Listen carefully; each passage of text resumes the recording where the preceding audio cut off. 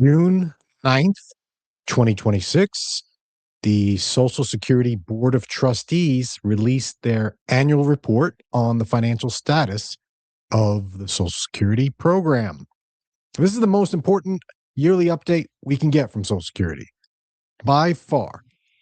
And the question they ask and answer in this report is, will we be continuing to pay benefits to Social Security recipients in full benefits, and for how long?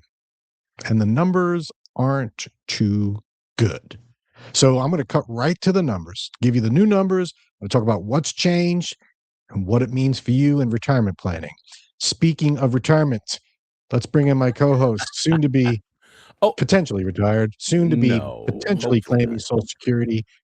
Hopefully not. Tony, welcome to the show. Here's the stats. The trust fund, Social Security Trustees Report, the combined old age and survivors insurance disability insurance trust fund, that's what Social Security is known as, better known as Social Security, are projected to pay 100% of scheduled benefits until the third quarter of 2034. That hasn't changed. That's nothing new. We knew this. Dan, tell me something new that the report gave us. Here it is. The OISI, which I'm shortening now, the trust fund, is now projected to deplete in the fourth quarter of 2032. I'm breaking these out because there's really two parts of Social Security many people don't realize. You have the old age and survivors insurance and disability insurance. Those are two separate things that combine into the whole program. I'm just looking at just the Social Security part, the part for the regular people that get it, not the disability. The disability insurance trust fund is funded all the way for probably 100 years. It's the regular program that's having trouble. But what happens is you combine them into one big pool. And if you do that, we're out by fourth quarter of 2032, Tony. Wow. It's creeping up. Yeah, I think originally it was like 2036, then it was 2034, then 2033. Yeah. Now we're hearing 2032. Yes, we're in the 2032s. Yikes. Do I hear 2031 coming? I mean, we're only, what is that, like 6 years away? Like a reverse auction. Yes. And so what happens at that point? After depletion, it could pay about 78% of the benefits. If you're looking at just you keeping the disability separate. 78%, 22% shortfall. That is a problem, Tony. It's huge. It's huge. And, we've heard people talk about this. We've talked about the problems with Social Security, and you've even made predictions that certain presidents, lame duck presidents who are on their way out, who didn't have the political pressure, could actually kind of win by shoring up Social Security and, make that their claim to fame, that they fix Social Security. But it hasn't happened, Dan. No, it hasn't. I want to talk about why this is happening, because I don't think a lot of people understand the true math and the reasoning behind it, right? And then what you should be doing about it. And yeah, will it be fixed? We've done shows on that. Yeah. And you and I disagree with how to fix it, but I think we've come to a conclusion at the end here that you and I are going to be on the same page. Oh, I think you and I are on the same page on a lot of ways to fix it. Not all. Yes. Just not all. And I think we need to understand. Yeah. I think first we need to understand the gravitas of the situation. Here's another truth. Social Security is dying. It is. The combined reserves are about 2.5 trillion at the end of 2025. That's what they reported. That's down 160 billion from the previous year, 24. Wow. So now annual costs are exceeding income. We know this. That's what's been happening. Yeah. So less money's coming into the program than is coming out. So that's a deficit. And the new numbers are the 75-year actuarial deficit is 4.42%, 4.42% of taxable payroll. That's the deficit. It was the year before was 3.82. So that's a 16% increase, the worsening of the long-term shortfall. It's starting to speed up. That's the problem. Well, didn't they lower the amount of Social Security that was taxed on payroll out of payroll, the Social Security tax from 7.2 to 6.2 at one point. I think they did. And that's going to be one of the main factors changing it. I want to go through the three big reasons why, but you're right. That payroll number, whether either reduced as a percentage or just less people putting into it, that's the big driver here. Yeah, there are less people putting into it. That's a huge driver. And there are more people turning 65 every day and filing, right? Yes. More people taking out, less people putting in. Here's a quote from the current Social Security Commissioner, Frank Biziano, quote, "It is important for lawmakers and the Social Security Administration to work together to ensure the trust funds continue for future generations." Captain Obvious here. It's important for the government to work together. So the question is, will they? What's causing it? Will the government help us, Tony? You know what I think about that? The last time we were at this type of spot with Social Security was in the late 70s, early 80s. And I think there's no more appropriate way to answer this question than these 9 I think you all know that I've always felt the 9 most terrifying words in the English language are, "I'm from the government and I'm here to help." I love that. I absolutely love that. Yeah. So of course the Social Security Commissioner is going to say, we got to do something. Of course, but do something then. So here's a quote from another group. I don't know much about the group, but I like the data they put out. The Committee for a Responsible Federal Budget. So Maya McGinnis is the president, and she says, I've interviewed her, and if you want to get Maya on the show, we can. I've interviewed her probably 4 or 5 times. Yeah. Well, great. Well, then I'm going to read a quote that I thought is pretty good. Yeah. Quote, this is from her. Quote, "Politicians have known about and neglected these programs for the last 40 years, but the program problems are much worse now. Thanks to decades of inaction, solutions like eliminating the taxable minimum or progressive pricing indexing benefits, they're no longer close enough to restoring solvency. And thanks mainly to the tax cuts in the One Big Beautiful Bill and worsening demographics, Social Security's projected shortfall is full 16% worse than last year's." Couldn't say it better myself.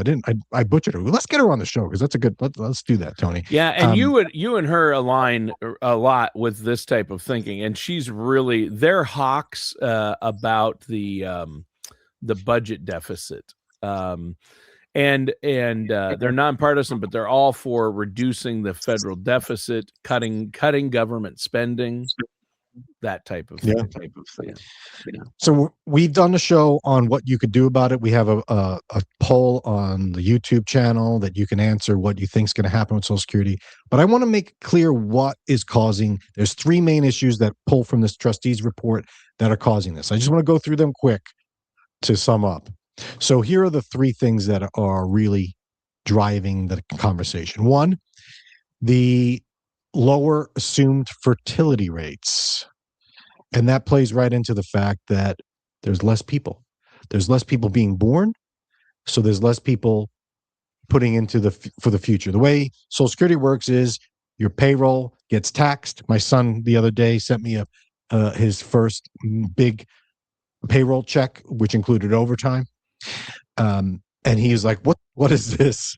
Pointing to Social Security. He's got federal, state, Social Security, and Medicare tax in there. He's like, I'm like, just get ready. So 1.75 children per woman instead of 1.9. So they're assuming the birth rates are going to go down. So that's what's driving this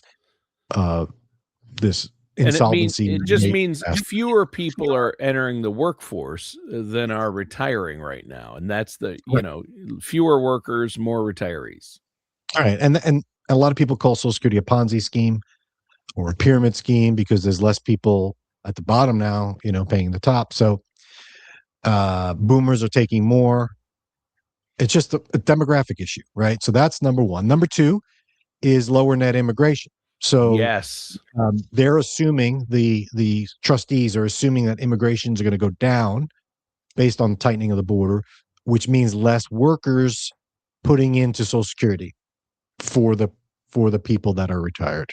Yeah. Or And claiming I Social I have Security. a little bit of a rant here. And you know me. I have a hot take. I know. And you and I may disagree on this, but when it comes to immigration, it's so funny because I'll go down to my hometown of Worthington. These farmers sit around and say all these, they have a meat packing plant there. The town is now 53% Hispanic. And they're like, they're here illegally and they're not paying taxes. And I said, no, actually, the situation is they're working at the packing plant and they are out of their wages. Social Security is being taken. But guess what they can't do? They can't file for Social Security.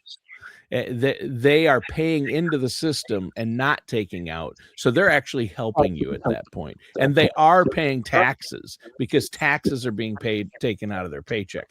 So that's a misnomer. But I think the problem is when you have 2 million people a year or whatever coming across the border, if they are those that are working, I'm not saying all of them are here to work, but a lot of them are working in bad jobs like meat packing plants. And there are taxes being taken out and they are contributing to the economy because they are consumers as well. And if you remove that, we're starting to see the impact of that. I'm not saying we should just let open borders. That didn't work well either. So there has to be some kind of compromise, but I just think people need to look at it realistically, and it can impact Social Security.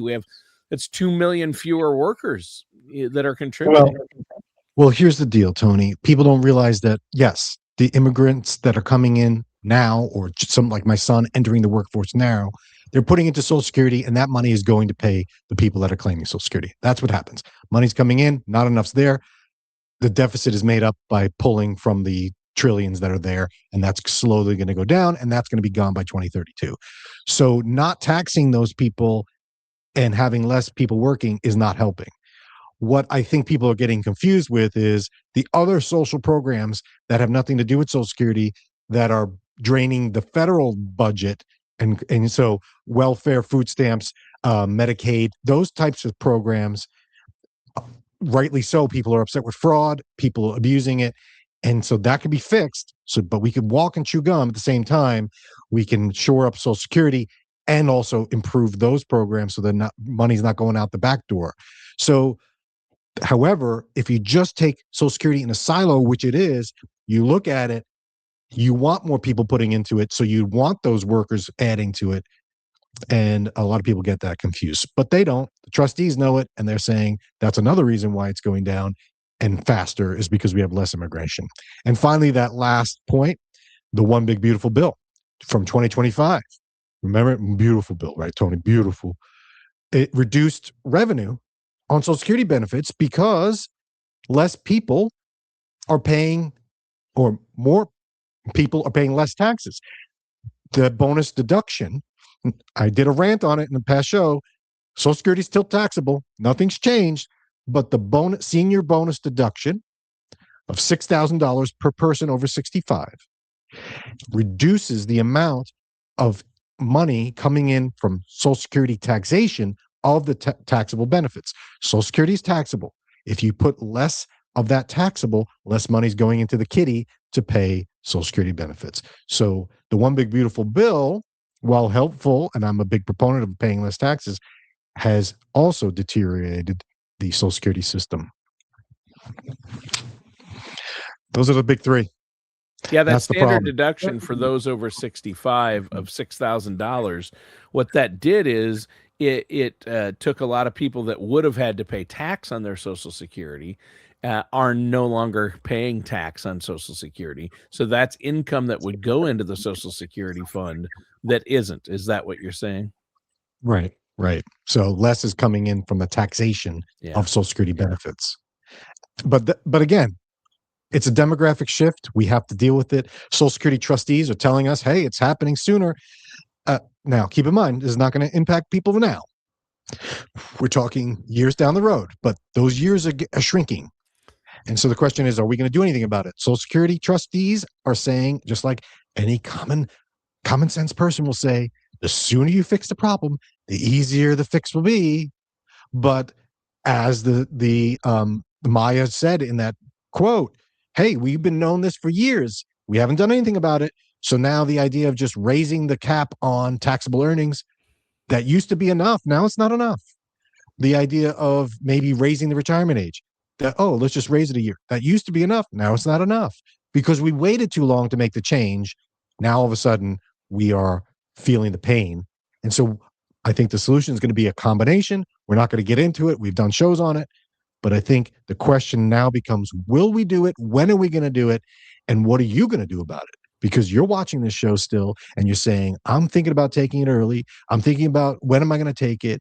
Do I even want to put into it? A lot of people don't even want to be part of it anymore. Watch the show we did on taking it early because it's going to run out. We did a show that it says makes sense. Take it at 62. Maybe for you. So watch that. But be proactive. Talk to your representatives. Let them know, hey, we want to fix. It's going to be painful for everybody, but the sooner we rip the Band-Aid off, the better we be. But Tony, I'm going to say this. No one's coming to save you. So if you're relying on Social Security for 100% of your income in retirement, you better start planning Plan B. And that's what we're going to talk about next week. We're going to do a show on what do we do for income outside of Social Security. That's going to be. So tune into that one. Stay tuned. And thanks again, Tony, for a good show. We'll catch everyone next week.